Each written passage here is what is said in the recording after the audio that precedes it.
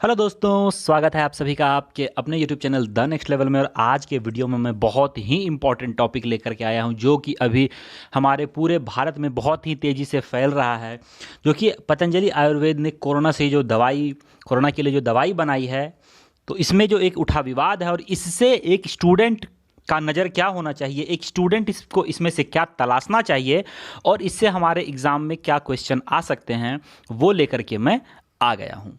तो इसमें मैं आपसे विवाद, साथ ही साथ क्या आपको एग्जाम में इससे पूछा जा सकता है, ये बातें यहाँ पे शेयर करूँगा।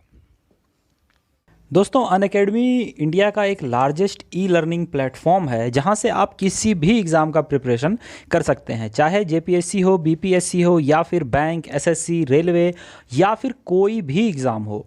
इसे आप प्ले स्टोर से डाउनलोड कर सकते हैं, गूगल के प्ले स्टोर से या एप्पल के ऐप स्टोर से, जो भी मोबाइल हो आप दोनों पे ही ये उपलब्ध है।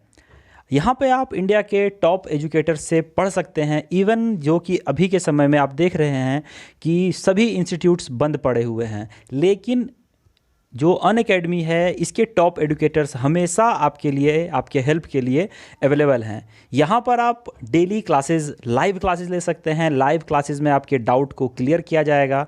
मॉक टेस्ट दे सकते हैं आप, क्विजेज सॉल्व कर सकते हैं और अनलिमिटेड एक्सेस, यानी कि चाहे जितनी बार भी उन वीडियोज़ को देख सकते हैं और डाउट को अपना क्लियर कर सकते हैं। आपको इसके लिए कुछ मिनिमम चार्जेस देने पड़ते हैं, क्योंकि जो टॉप एजुकेटर्स वहाँ पे आपको पढ़ा रहे हैं उनको भी कुछ फ़ीस देना होता है। तो अगर आप 12 मंथ के लिए सब्सक्रिप्शन लेंगे तो आपको 7,700 और 24 मंथ के लिए यानी कि 2 साल के लिए लेंगे तो 11,200 का जो है आपको फ़ी समझ लो आपको देना होता है। लेकिन अगर आप हमारा कोड यूज करेंगे जो कि A2Z10 है, यानी कि ATOZ10, तो आपको 10% का इंस्टेंट ऑफ मिल जाएगा। किसी भी एग्ज़ाम के लिए ये अवेलेबल है, चाहे कोई भी हो, एसएससी से लेके रेलवे, बैंक या फिर कोई भी एमबीबीएस की तैयारी अगर आप कर रहे हो, यूपीएससी की तैयारी करो, कोई भी, तो आप हमारा कोड यूज़ करें और आपको 10% का ऑफ मिल जाएगा। जैसे ही 7,700 से आपको मिलेगा 6,930 रुपये में 12 मंथ का कोर्स, और वहीं 24 महीने के लिए आपको ये मात्र 10,080 रुपये में अवेलेबल हो जाएगा। तो दोस्तों, ये प्लान बहुत ही अच्छा लग रहा है मेरे हिसाब से, तो आप इसे ज़रूर यूज करें। सबसे पहले देखते हैं कि 23 जून 2020 को बाबा रामदेव ने कोविड-19 की एक दवाई जारी की थी। उसको इन्होंने कोरोनिल किट कहा था। कोरोनिल किट के नाम से एक दवा जारी किया था और उनका ऐसा कहना था कि 3 से 7 दिन के भीतर मरीज 100% ठीक हो जाएगा। ठीक है, और उनका यह भी कहना था कि 69 यानी कि 69% जो मरीज होंगे वो 3 दिन में ही ठीक हो जाएंगे और 100% ठीक हो जाएंगे 7 दिन के भीतर। और उन्होंने ये दवाई निम्स यूनिवर्सिटी के साथ मिलकर बनाई थी, ऐसा कहा गया था। लेकिन ये विवाद का कारण बना इसलिए क्योंकि दवाई लॉन्च के 6 घंटे के अंदर अंदर ही केंद्रीय आयुष मंत्रालय ने दवाई की प्रचार पर रोक लगा दी। और जब उनसे बात करी गई तो उन्होंने ऐसा कहा कि इस दवा के रिलेटेड कोई भी डॉक्यूमेंट्स उनको नहीं भेजे गए हैं पतंजलि के द्वारा, और बिना डॉक्यूमेंट्स की जांच कराए, बिना उसको अप्रूव कराए आप किसी भी दवा का प्रचार नहीं कर सकते हैं। तो इसीलिए हमने उनका जो प्रचार है वो बंद कर दिया है।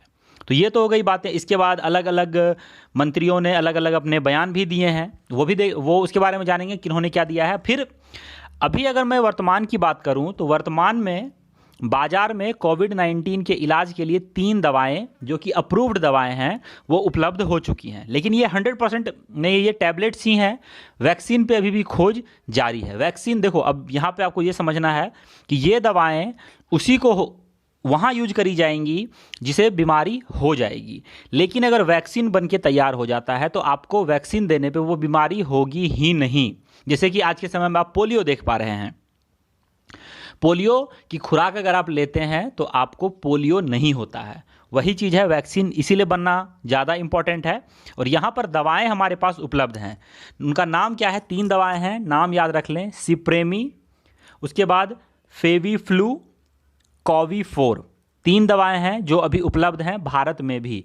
फेविफ्लू के बारे में आपने सुना ही होगा, एक जो इसकी गोली है वो 35 रुपए की आती है, एक टैबलेट। ओके, तो इन सब के बारे में आपने जरूर से जरूर सुना होगा। सॉरी, 100 एंड समथिंग का है, 35 रुपए नहीं, 100 एंड समथिंग का है। ठीक है, तो अब इसमें से हमारे लिए क्या निकल के आता है, हमारे लिए इंपॉर्टेंट क्या है, हम किस नज़रिए से इसको देखें, तो वो मैं यहाँ पे एक बार शेयर करता हूँ। तो देखिए, सबसे पहले इसमें आया है पतंजलि आयुर्वेदा। पतंजलि आयुर्वेदा, तो पतंजलि आयुर्वेदा से क्या क्या एग्जाम में पूछा जा सकता है, तो पतंजलि आयुर्वेदा से एग्जाम में आपसे पूछा सकता है कि इसका इस्टेब्लिशमेंट कब हुआ था।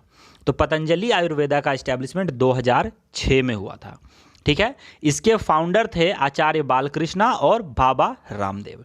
इसके सीईओ आचार्य बालकृष्णा हैं, जिनके पास 98.6% स्टेक है, यानी कि हिस्सेदारी, और इसका हेडक्वार्टर हरिद्वार उत्तराखंड में है। ओके, उसके बाद देखें तो जिनके साथ इन्होंने मिलकर दवाई बनाई है, निम्स यूनिवर्सिटी, इसका फुल फॉर्म है national institute of medical science. National institute of medical science, establishment इसका 2008 में हो चुका है। ठीक है, और इसका अगर हेडक्वार्टर की बात करें या कहाँ पे ये स्थित है, तो ये स्थित है जयपुर, राजस्थान में। और इसके चेयरमैन हैं, इस निम्स के चेयरमैन हैं professor doctor Balveer S Tomar, professor doctor Balveer S Tomar. उसके बाद हम देखेंगे आयुष मंत्रालय को। ठीक है, मैं जल्दी जल्दी कर रहा हूँ ताकि आपका ज़्यादा समय ना जाए। आयुष मंत्रालय, अब देखो इस पर रोक तो आयुष मंत्रालय ने ही लगाई है, तो उसके लिए हम आयुष मंत्रालय के बारे में भी जानेंगे।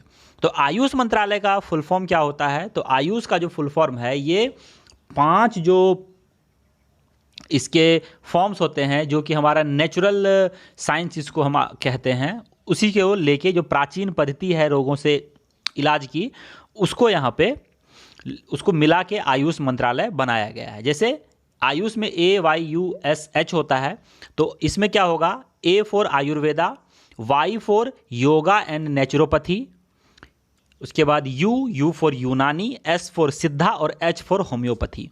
और इन चीज़ों का कोई साइड इफेक्ट नहीं होता, इसीलिए सबको एक साथ यहाँ पे एक मंत्रालय बनाया गया था कि भारत में इन चीज़ों पे भी जोर दिया जा सके।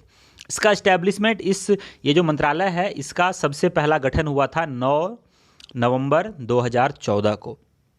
वर्तमान में इसका हेडक्वार्टर नई दिल्ली में है। मिनिस्टर इसके मंत्री श्रीपद नाइक हैं। ठीक है, और इसके सेक्रेटरी हैं राजेश कोटेचा, याद रखेंगे, राजेश कोटेचा। ओके, उसके बाद हम ICMR के बारे में जानते हैं। तो देखो ICMR क्या होता है, क्यों मैं इसके बारे में आपको बता रहा हूँ। देखो ICMR ये है कि कोई भी दवाई अगर मार्केट में लॉन्च होनी है, तो ये भी उसको सर्टिफाई करता है। फुल फॉर्म है Indian council of medical research, और मेडिकल के रिसर्च के वर्क में भी ये काम करती है, और फाइनल अप्रूवल यही देती है। तो जैसा कि ये एक पेंडेमिक है, तो इसके थ्रू से भी उसको अप्रूवल मिलता। ठीक है, लेकिन अभी तक इसको मिला नहीं है। तो इसका हेडक्वार्टर अगर आप देखें तो ये नई दिल्ली में है। इसका इस्टेब्लिशमेंट 1911 में हुआ था, और जब इसका इस्टेब्लिशमेंट हुआ था तो इसको ICMR नहीं कहा जाता था, इसको IRFA कहा जाता था, इंडियन रिसर्च फंड एसोसिएशन। और बाद में 1949 में इसका नाम बदलकर ICMR कर दिया गया, यानी कि Indian council of medical research. वहीं अगर मैं इसके DG की बात करूं, डायरेक्टर जनरल की बात करूं, तो डॉक्टर बलराम भार्गव इसके DG हैं, डायरेक्टर जनरल हैं। उसके बाद इस पे यूनियन मिनिस्टर का भी एक वाक्य आया था कि ये जो ICMR है, ये यूनियन हेल्थ मिनिस्टर के नीचे आता है। तो इसके बारे में भी जान लेते हैं हम। तो यूनियन हेल्थ मिनिस्टर जो है, इसकी स्थापना 1976 में हुई थी। इसका किया गया था, ये मंत्रालय के तौर पे इसका गठन किया गया था। और अभी वर्तमान में इसके मंत्री जो हैं वो डॉक्टर हर्षवर्धन हैं, डॉक्टर हर्षवर्धन। और यही मिनिस्ट्री ऑफ स्टेट भी इसमें एक पोस्ट है, तो वो है अश्विनी कुमार चौबे के पास। और वहीं इसके सेक्रेटरी हैं प्रीति सूडान, याद रखेंगे आप। यहाँ पर जिन मंत्रियों ने ट्वीट किया है, जिन मंत्रियों ने कुछ बोला है इसके बारे में, उनके बारे में थोड़ा सा जान लेते हैं। आयुष मिनिस्टर ऑफ उत्तराखंड के आयुष मंत्री हैं हरक सिंह रावत। वहीं उत्तराखंड के ही हेल्थ मिनिस्टर हैं त्रिवेंद्र सिंह रावत, जो कि वहाँ के सीएम भी हैं। ठीक है, उत्तराखंड के सीएम त्रिवेंद्र सिंह रावत हैं और हेल्थ मिनिस्टर भी वही हैं। राजस्थान के, अब देखो राजस्थान, उत्तराखंड की बात यहाँ पे इसीलिए आई क्योंकि हरिद्वार जो है वो उत्तराखंड में ही है। ठीक है, फिर उसके बाद राजस्थान की बात यहाँ पे इसलिए आई क्योंकि राजस्थान के निम्स यूनिवर्सिटी में इसका रिसर्च हुआ है, जो कि वो नकार रहे हैं। ये बात पे आप मान लें कि वो मना कर रहे हैं कि निम्स यूनिवर्सिटी में हमने कोई टेस्ट ऐसा नहीं किया है अभी तक। तो वो है Raghu Sharma. Raghu Sharma health minister of Rajasthan है और वहाँ के सीएम अशोक गहलोत हैं, ये आपको पता ही है। और हेल्थ मिनिस्टर ऑफ महाराष्ट्र, जो कि उन्होंने कहा है कि हम इसमें बैन लगाते हैं पूरी तरह से, और जब तक ये पूरी तरह से सर्टिफाई नहीं हो जाता है हम महाराष्ट्र में इसको बिकने नहीं देंगे। और अगर कोई बेचता हुआ पाया जाता है तो वो एक इलीगल एक्टिविटी होगा, क्योंकि कोरोना की दवाई के तौर पे इसको मान्यता प्राप्त नहीं दी गई है। तो हेल्थ मिनिस्टर ऑफ महाराष्ट्र हैं राजेश टोपे और वहाँ के सीएम उद्धव ठाकरे जी हैं। तो यहाँ पर मैंने आपके लिए बहुत ही इंपॉर्टेंट ये चीज़ें थी जो आपके सामने मैंने प्रस्तुत करी हैं। आई होप आपको ये चीज़ें पसंद आई होंगी और इन सभी से एग्जाम में क्वेश्चन बनने के चांसेस हैं। वीडियो कैसा लगा दोस्तों कमेंट करके ज़रूर बताएं, और अगर अच्छा लगा तो चैनल को सब्सक्राइब करें और बेल आइकन भी ज़रूर दबा लें, क्योंकि इसी से आपको नोटिफिकेशंस मिलती रहेंगी। साथ ही साथ आप हमारा कोड जरूर यूज करें A to Z 10, ताकि आप अनअकैडमी पर 10% का ऑफ प्राप्त कर सकें। Thank you.